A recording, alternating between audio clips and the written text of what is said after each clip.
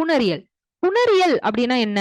நிலைமொழி வருமொழியாக நின்று புணர்கின்ற நிலையை எடுத்துரைப்பதே புணரியல். இப்ப முதல்ல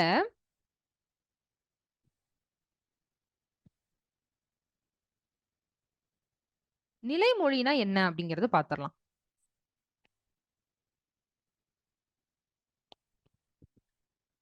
இப்போ நம்ம ஒரு ரெண்டு சொற்கள் சேர்ந்து இருக்குன்னு வச்சுக்கோங்களேன். இப்ப நான் உதாரணத்துக்கு சொல்றேன். முப்பதிற்று எழுத்தின் அப்படிங்கிற 2 சொற்கள் இருக்கு. இப்போ முப்பதிற்று அப்படிங்கிறது தனியா இருக்கக்கூடிய சொல். எழுத்தின் அப்படிங்கிறது தனியா இருக்கக்கூடிய சொல். இதுல இந்த முப்பதிற்றின்னு நம்ம சொல்றோம்ல, முதல்ல இருக்குல்ல, இதனுடைய பேர் தான் நிலைமொழி. முதல்ல வரக்கூடியது தான் நிலைமொழி. அடுத்து வரக்கூடிய சொல், அதாவது எழுத்தின் அப்படின்னு நம்ம சொல்றோம்ல, இதை நான் உதாரணத்துக்கு தான் சொல்றேன். எழுத்தின் அப்படின்னு இருக்குல்ல, இத நம்ம வருமொழி அப்படின்னு சொல்றோம். 2 சொற்கள் இருக்கும்போது அதுல முதல்ல இருக்கக்கூடிய சொல்லானது நிலைமொழி என்றும், இரண்டாவதாக இருக்கக்கூடிய சொல்லானது வருமொழி என்றும் அழைக்கப்படுது. இப்ப நிலைமொழினா என்ன, வருமொழினா என்னன்னு கிளியர் ஆயிடுச்சா?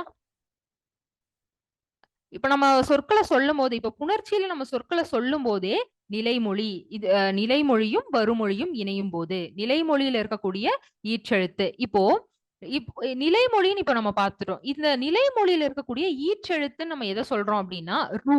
ஏன்னா ஈருன்னு நம்ம என்ன சொல்லுவோம்? ஈருன்னா அதுக்கு அர்த்தம் என்ன? இறுதியில இருக்கக்கூடியதான் ஈர் அப்படிங்கிறதுக்கு பொருள். அப்போ நிலைமொழியினுடைய ஈருல இருக்கக்கூடிய எழுத்து ரூ. அதே மாதிரி வருமொழி, வருமொழியினுடைய முதல்ல இருக்கக்கூடிய எழுத்து நம்ம எதை சொல்லுவோம்? ஏ அப்படிங்கறத சொல்லுவோம். இப்படிதான் நம்ம பார்க்கணும். ஒரு சொல்லானது 2 சொற்கள் கொடுத்திருக்காங்க அப்படின்னா அதுல முதல்ல இருக்கக்கூடிய சொல் என்னைக்கும் நிலைமொழி அப்படின்னு தான் அழைக்கப்படும். இரண்டாவதாக வரக்கூடிய சொற்கள் எல்லாமே வருமொழி அப்படின்னு தான் அழைக்கப்படும். அப்படி இந்த நிலைமொழியும் வருமொழியும் நின்று புணர்கின்ற நிலையை, இப்போ இந்த 2 விதமான சொற்கள் நான் சொன்னேன் இல்லையா, நிலைமொழி வருமொழி அப்படின்னு, இதை நம்ம சேர்த்துறோம். இந்த சொற்கள் இல்ல, எந்த சொற்கள் நம்ம எடுத்துக்கிட்டாலுமே 2யும் நம்ம சேர்க்கும் போது இடையில நம்மளுக்கு ஒரு விதமான மாறுபாடுகள் ஏற்படும். சில எழுத்துக்கள்லாம் நம்ம பின்னாடி முழுசா நம்ம அதை தான் பார்க்க போறோம் இன்னைக்கு கிளாஸ் ஃபுல்லா. இப்ப தொடக்கத்துல உங்களுக்கு புரியணுங்கிறதுக்காக எளிமையா சொல்றேன். இப்ப 2 எழுத்தையும் சேரும்போது இங்க முப்பதிற்று எழுத்தின் சேர்த்துறோம். இங்க எந்த விதமான ஒற்றுக்களையும் நம்ம சேர்த்தல. அப்படியே நம்ம சேர்த்து எழுதுறோம். முப்பதிற்று எழுத்தின் அப்படின்னு எழுதுறோம். அப்ப இங்கேயும் ஒரு விதி இருக்கு. அப்படி நம்ம இங்க ஒரு வேளை ஒரு ஒட்டு சேர்த்துற மாதிரி வந்துச்சுன்னு வச்சுக்கோங்களேன், அங்கேயும் ஒரு விதி இருக்கு. இந்த புணர்ச்சியை பத்தி நம்ம சொல்றதுதான் நிலைமொழிக்கும் வருமொழிக்கும் இடையில ஏற்படக்கூடிய புணர்ச்சியை பத்தி நம்ம சொல்றதுதான் இந்த புணரியல் அப்படிங்கிற இயல். இதனுடைய முதல் பாடலாக நமக்கு தொல்காப்பியர் என்ன சொல்லியிருக்காரு அப்படின்னா, 3 தலையிட்ட முப்பதிற்று எழுத்தின் 2 தலையிட்ட முதலாக இருபத்து அறுநான்கு ஈற்றொடு நெறி நின்று இயலும் எல்லா மொழிக்கும் இறுதியும் முதலும் மெய்யே உயிரென்று ஆயீர் இயல. இப்போ இந்த பாடல்ல 3 தலையிட்ட முப்பதிற்று எழுத்து. முப்பதிற்று எழுத்துங்கிறது எதை சொல்றாங்க? 33 எழுத்துக்களை தான் முப்பதிற்று எழுத்துன்னு சொல்றாங்க. 33 எழுத்துக்கள்ங்கிறது எது? உயிரெழுத்துக்கள், மெய்யெழுத்துக்கள், உயிரெழுத்துக்கள் 12ம் மெய்யெழுத்துக்கள் 18ம் சார்பெழுத்துக்கள் 3ம் மொத்தமாக சேர்த்து இந்த 33 எழுத்துக்கள், 33ஐயும் தான் நம்ம எழுத்துக்கள்னு சொல்றோம். தொல்காப்பியர் 33 எழுத்துக்கள்னு சொல்றாரு. அதேதான் இங்க முப்பதிற்று எழுத்து அப்படின்னு குறிப்பிடுறாங்க. அடுத்து 2 தலையிட்ட முதலாக இருபத்து. 2 தலையிட்ட முதலாக இருபத்து. 2 தலையிட்ட அப்படின்னா 22. அப்போ ஒரு மொழிக்கு முதல்ல வரக்கூடிய எழுத்துக்கள், மொழிக்கு முதல்ல வரக்கூடிய எழுத்துக்கள் அப்படின்னா மொழின்னு எதை குறிப்பிடுறாங்க அப்படின்னா தமிழ் மொழியில இருக்கக்கூடிய எல்லா சொற்களையுமே நம்ம மொழின்னு தான் குறிப்பிடுவாங்க. சரிங்களா? அப்போ மொழிக்கு முதல்ல வரக்கூடிய எழுத்துக்கள் எத்தனை? 22.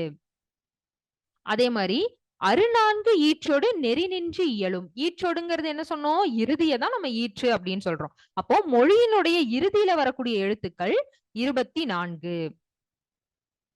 இந்த புணரியல் அப்படிங்கிற இயல்ல தான் தொல்காப்பியரை குறிப்பிடுறாரு. மொழிக்கு முதல்ல வரக்கூடிய எழுத்துக்கள் 22. நம்ம மொழி மரபு பார்க்கும் போதுமே பார்த்திருப்போம். மொழிக்கு முதல்ல வரக்கூடிய எழுத்துக்கள் என்னென்ன, இறுதியில வரக்கூடிய எழுத்துக்கள் என்னென்ன அப்படின்னு. ஆனா அங்க 22 எழுத்துக்கள் தான் வருது, 24 எழுத்துக்கள் தான் வருதுன்னு குறிப்பிட்டிருக்க மாட்டாரு. ஆனா புணரியல்ல தான் 22 எழுத்துக்கள் மொழிக்கு முதல்ல வரக்கூடிய எழுத்துக்கள், 24 எழுத்துக்கள் மொழிக்கு இறுதியில வரக்கூடிய எழுத்துக்கள் அப்படின்னு குறிப்பிடுறாரு. இப்போ மொழிக்கு இறுதியில வரும் எழுத்துக்கள் இங்க என்ன சொல்றாரு? அறுநான்கு ஈற்றொடு. அறுநான்குங்கிறது என்ன? 6 4 சேர்ந்ததா 24. அதுதான் அறுநான்கு ஈற்றொடு நெறி நின்று இயலும். அதுதான் மொழிக்கு இறுதியில வரும் எழுத்துக்கள். இப்படி மொத்தமா எழுத்துக்கள்ல மொத்தம் 33 எழுத்துக்கள் இருக்கு. அந்த 33 எழுத்துக்கள்ல மொழிக்கு முதலாக வரக்கூடிய எழுத்துக்கள் 22, மொழிக்கு இறுதியில வரக்கூடிய எழுத்துக்கள் 24. இந்த மூன்றுமே சேர்ந்து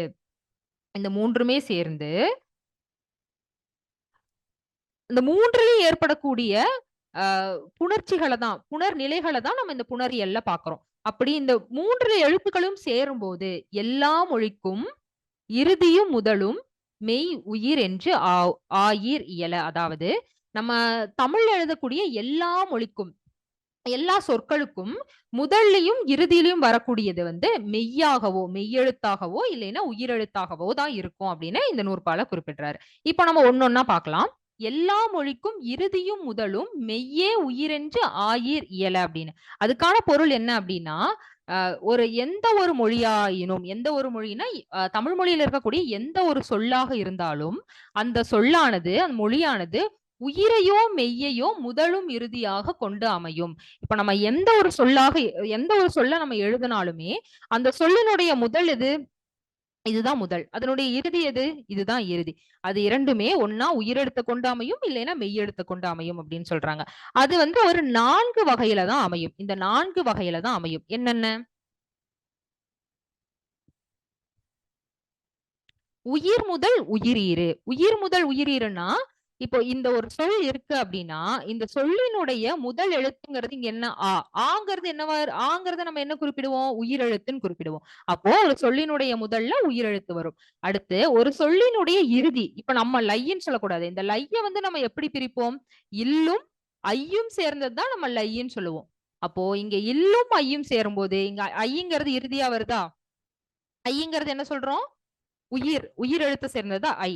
அப்போ இங்க ஒரு சொல்லினுடைய முதல் என்னவா இருக்கு? உயிர் எழுத்தா இருக்கு. அதனுடைய அதாவது இறுதி என்னவா இருக்கு? உயிர் எழுத்தா இருக்கு. இப்படி ஒரு இதுல வரலாம்.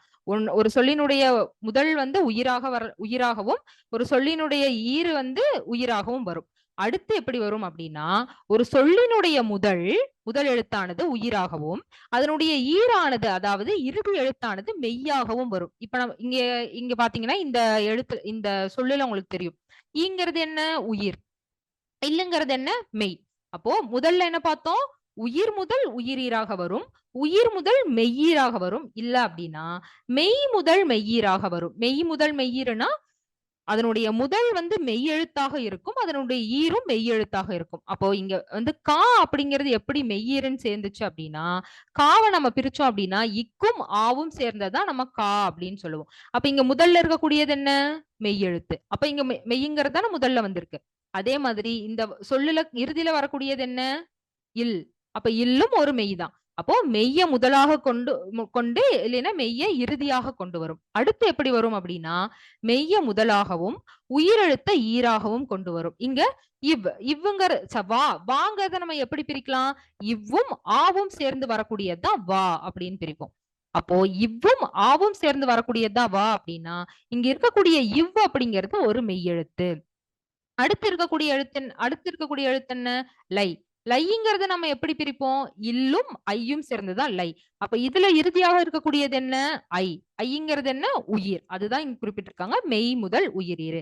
இப்போ உயிர் முதல் உயிரீறு, உயிர் முதல் மெய்யீறு, மெய் முதல் மெய்யீறு, மெய் முதல் உயிரீறு. இப்படிங்கிற இந்த 4 வகையில தான் எல்லா சொற்களினுடைய முதலும் இறுதியும் அமையும் அப்படின்னு தொல்காப்பியர் சொல்றாரு. இந்த 4 வகையில தான் அமையும். ஒன்னா அதனுடைய முதல் வந்து உயிராக இருந்துச்சு அப்படின்னா அதனுடைய ஈரும் உயிராக இருக்கும். இல்லைன்னா அதனுடைய முதல் உயிராக இருந்துச்சு அப்படின்னா அதனுடைய ஈரும் மெய்யாக இருக்கும். முதலும் ஈரும் மெய்யாக அமையும். இல்லைன்னா முதல் மெய்யாக அமைஞ்சிச்சு அப்படின்னா ஈரு உயிராக அமையும். இந்த 4 வகையில தான் சொற்களினுடைய முதலும் இறுதியும் அமையும் அப்படின்னு குறிப்பிடுறாரு. இந்த வரி நம்ம பார்த்தோம்ல, அந்த வரியில அதான் குறிப்பிடுறாரு.